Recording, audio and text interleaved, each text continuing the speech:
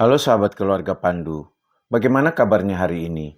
Semoga kita selalu sehat dan dimampukan Tuhan untuk melakukan tugas dan kerja kita. Selamat bertemu kembali di channel Keluarga Pandu dalam program Studi Alkitab. Studi Alkitab kita kali ini diambil dari Mazmur 119 ayat 89 sampai 96. Sebelum mendengarkan penjelasan saya, silakan sahabat-sahabat keluarga Pandu membaca teks Alkitabnya terlebih dulu. Sebelum lanjut, jangan lupa subscribe, like, komen, dan share untuk membantu mengembangkan channel ini, supaya channel ini bisa bermanfaat untuk siapa saja. Mazmur 119 ayat 89 sampai 96 dikelompokkan ke dalam urutan atau bagian ke-12 dari Mazmur 119 menurut abjad Ibrani. Dan huruf ke-12 itu adalah Lamed. Lamed juga dibuat menjadi semacam kesimpulan dari Mazmur 119 ayat 89 sampai 96 ini dengan pernyataan, "O Lord, your word is amazing, magnificent, and eternal. Your laws endure to this day and stand firm in the heavens." Dalam narasi ini, pemazmur mulai dengan sebuah pengakuan bahwa firman Tuhan berdiam atau berdiri tegak di surga untuk selama-lamanya. TBLAI menggunakan kata teguh dan ini diterjemahkan dari bahasa Ibrani natsaf. Kata natsaf sendiri secara harfiah berarti berdiri atau mengambil sikap. Namun natsaf juga bisa berarti berdiri tegak atau mengambil posisi tegak atau menempatkan diri atau menegakkan atau mengatur atau berdiri teguh. Sementara kata selama-lamanya diterjemahkan dari kata Ibrani olam. Olam secara harfiah berarti durasi panjang atau zaman dahulu atau futuristis. Olam juga mengandung makna selamanya atau abadi atau permanen atau lama atau kuno atau selalu. Dengan demikian, pemazmur di ayat 89 ini ingin menunjukkan keyakinannya bahwa firman Tuhan berdiri tegak di surga sejak zaman dulu sampai ke masa depan atau untuk selamanya atau abadi. Namun makna mengatur dari natsab juga bisa memberi pengertian lain bahwa di surga firman Tuhan ini bukan hanya berdiri tegak, tetapi juga mengambil peran sebagai yang mengatur. Itu artinya firman Tuhan tidak hanya berdiri tegak, yang memberi kesan pasif, tetapi juga mengatur, dan ini memberi kesan peran aktif firman Tuhan. Dan peran aktif ini sudah berlangsung dari zaman dahulu dan akan terus berperan aktif sampai ke masa depan. Setelah berbicara tentang firman Tuhan yang berdiri teguh di ayat 90, pemazmur berbicara tentang kesetiaan Tuhan yang berlangsung turun-temurun. Kata berlangsung turun-temurun ini merupakan interpretasi TBLAI atas kata dor. Dor secara harfiah berarti periode atau generasi atau tempat tinggal. Dor juga bisa berarti semua generasi atau banyak generasi. Kata dor ini digunakan 2 kali di ayat 90. Ledor wador. Sementara kata kesetiaan diterjemahkan dari kata Ibrani emunah yang secara harfiah berarti ketegasan atau ketabahan atau kesetiaan. Makna lain dari emunah adalah kebenaran. Jadi pemazmur ingin mengatakan bahwa kesetiaan tetapi juga kebenaran dan ketegasan Tuhan untuk semua generasi. Maksudnya tidak hanya menunjukkan kesetiaan dan juga kebenaran serta ketegasannya kepada hanya satu generasi saja, tetapi kepada semua generasi dari umat Tuhan. Namun Tuhan bukan hanya menunjukkan kesetiaannya kepada semua generasi, melainkan juga menegakkan bumi, sehingga bumi tetap ada. TBLAI menerjemahkan menegakkan dari kata Ibrani kun, yang secara harfiah berarti tegas. Makna lainnya adalah mendirikan, atau mempersiapkan, atau menetapkan, atau dibuat stabil, atau diarahkan dengan benar, atau dibuat tetap tegak. Kun ini berhubungan erat dengan amat, yang secara harfiah berarti mengambil sikap atau berdiri. Makna lainnya adalah tinggal, atau tetap bertahan, atau berdiri tegak, atau tetap, atau bertahan, atau melanjutkan. Jadi maksudnya di sini karena Tuhanlah yang menegakkan bumi atau membuatnya stabil, maka bumi tetap berdiri atau tetap bertahan. Jika dihubungkan dengan pokok kesetiaan pada bagian sebelumnya, maka dapat diartikan bahwa kesetiaan Tuhan kepada semua generasi inilah yang membuat Dia menegakkan bumi sehingga bumi tetap bertahan. Penggunaan kembali kata amat di ayat 91 dengan makna yang sama sebagaimana sudah dijelaskan di ayat sebelumnya, bisa diartikan bahwa pernyataan di ayat 91 ini masih berhubungan dengan ayat 90. Jadi yang dimaksudkan dengan mereka yang berdiri tegak atau bertahan atau tinggal sampai hari ini adalah bumi yang ditegakkan oleh Tuhan. Bumi dan segala isinya, dan mungkin juga alam semesta ini, tetap berdiri tegak sesuai dengan mispat atau hukum atau keadilan dari Tuhan. Penjelasan lebih lanjut tentang mispat dapat didengar di studi Alkitab Keluarga Pandu tentang Mazmur 119 ayat 1-8, khususnya penjelasan di ayat 7. Jadi benarlah penafsiran sebelumnya di ayat 90 bahwa penegakan bumi oleh Yahweh juga berhubungan dengan kebenaran dan ketegasan Tuhan. Pemazmur juga menambahkan alasan lain bahwa bumi tetap berdiri tegak sampai hari ini mengikuti mispat Tuhan karena bumi adalah ebed atau pelayan atau hamba Yahweh. Tetapi mungkin juga dengan mengatakan Hakol abadeka, semua adalah hambamu, pemazmur ingin mengatakan bahwa sudah sepatutnya semua yang mengaku menjadi hamba Allah harus hidup mengikuti hukum atau keadilan Tuhan. Kalau semua hamba Allah hidup mengikuti hukum atau keadilan Tuhan, maka Tuhan akan membuatnya tetap berdiri tegak di atas bumi ini. Pemahaman yang saya sampaikan di akhir penjelasan ayat 91, menurut saya dapat menolong kita memahami pernyataan pemazmur di ayat 92. Seseorang bisa tetap hidup atau berdiri tegak di atas bumi jika dia menjadi hamba Tuhan yang hidup menurut hukum Tuhan.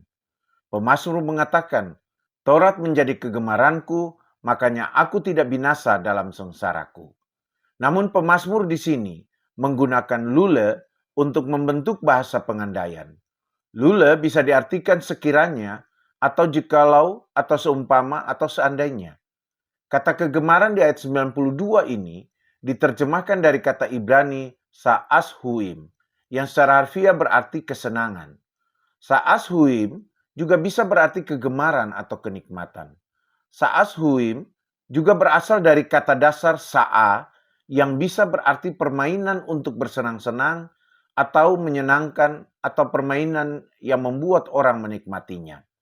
Sementara itu, kata binasa diterjemahkan dari abad yang memiliki makna membinasakan atau memusnahkan atau menghancurkan atau mati atau lenyap. Sedangkan sengsara diterjemahkan dari oni yang bisa berarti penderitaan atau kemiskinan atau kesengsaraan atau depresi. Jadi pemazmur menjauhkan diri atau tidak menjadikan Taurat sebagai kegemaran atau kenikmatan atau sebuah permainan yang menyenangkan. Jadi bagi pemazmur, menjauhkan diri atau tidak menjadikan Taurat sebagai kegemaran atau kenikmatan atau seperti sebuah permainan yang menyenangkan akan membuat dirinya binasa atau mati dalam kesengsaraan atau karena depresi. Pemazmur memasukkan sebuah gambaran penderitaan yang tidak hanya sekadar susah atau sulit ketika orang tidak hidup menurut Taurat.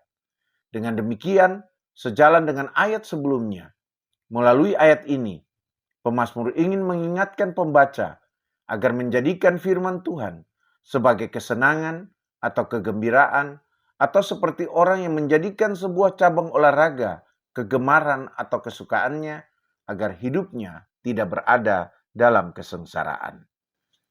Ayat 93 menjadi semacam penegasan atas ayat 92. Namun bentuknya di sini menjadi semacam janji pemazmur. Janjinya adalah tidak akan melupakan tita-tita Tuhan untuk selama-lamanya. Tita diterjemahkan tebelai dari pikut. Pikut secara harfiah berarti ajaran atau perintah atau aturan atau ketetapan. Sementara melupakan diterjemahkan dari sakah yang memang berarti lupa.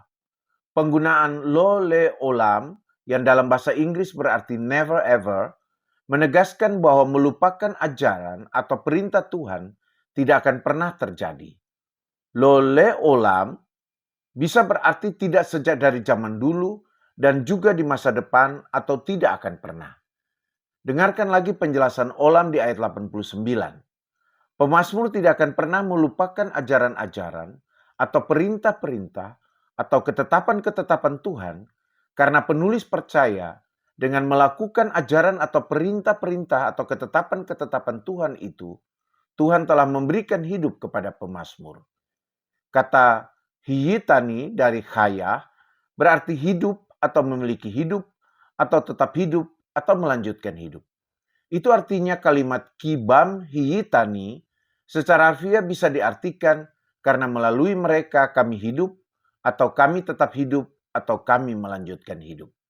Namun tampaknya untuk menghindari pemikiran bahwa kehidupan diperoleh dengan melakukan ajaran-ajaran atau perintah-perintah atau ketetapan-ketetapan Tuhan itu, maka ditegaskan bahwa Tuhanlah yang memberikan hidup itu ketika pemazmur melakukan ajaran-ajaran atau perintah-perintah atau ketetapan-ketetapan Tuhan itu.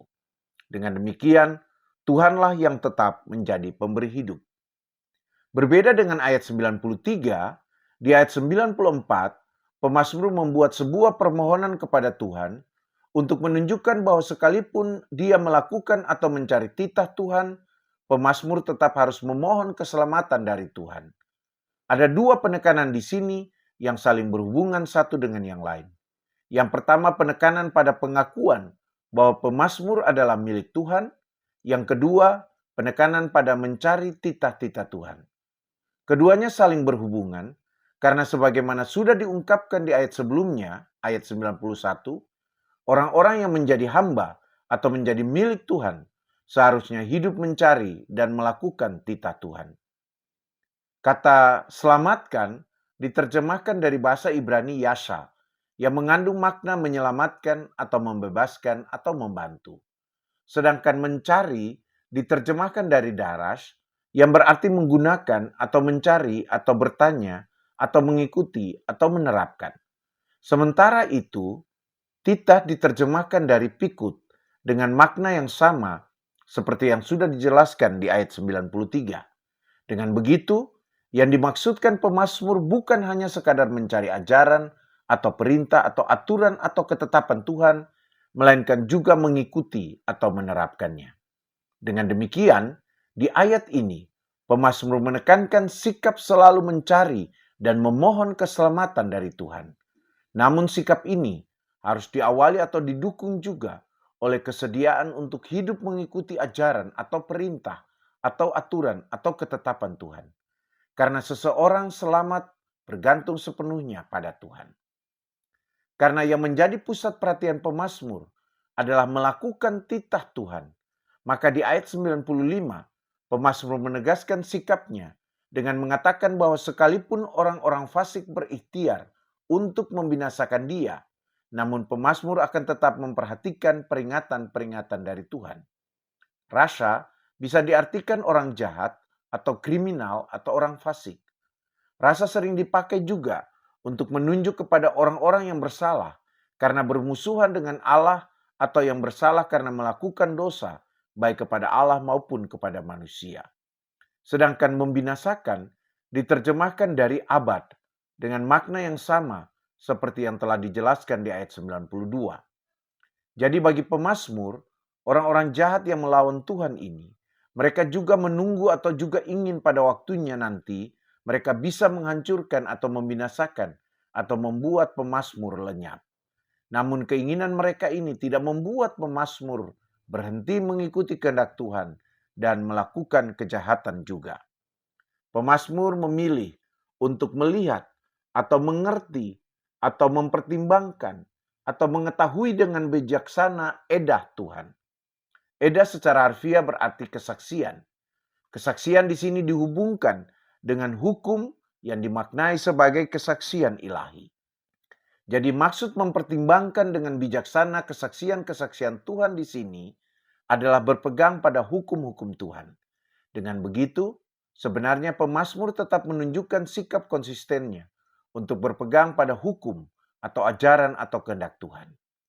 Secara harfiah, ayat 96 dapat diterjemahkan, aku telah melihat akhir atau ujung atau batas dari semua kesempurnaan. Tetapi mitzvahmu sangat lebar atau luas. Itu artinya Rahab yang berarti luas atau lebar dipertentangkan dengan Kets yang berarti akhir atau ujung atau batas. Kesannya, mitzvah itu meot rahab atau sangat luas atau tidak ada batasnya. Mitzvah sendiri jumlahnya ada 613 perintah. Ada penafsir yang mengatakan bahwa sangat luas ini dapat diartikan tidak mungkin ada klaim bahwa ada yang bisa memahami hukum ini dengan benar atau dengan sempurna. Pemahaman terhadap mitzvah ini tidak bisa dibatasi atau dikurung dalam pemahaman manusia.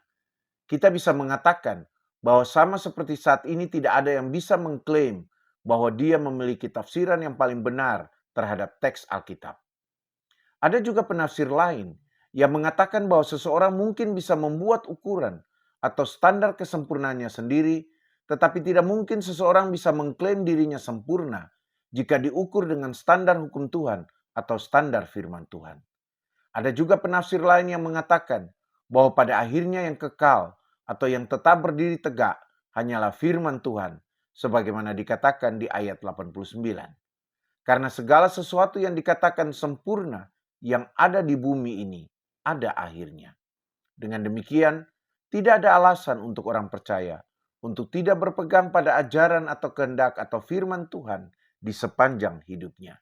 Dan biarlah Tuhan sendiri yang akan memberikan keselamatan atau kehidupan kepada mereka yang setia berpegang pada firman-Nya. Demikian studi Alkitab kita kali ini. Kiranya Roh Kudus memampukan kita untuk melakukannya di dalam hidup kita. Tuhan memberkati kita.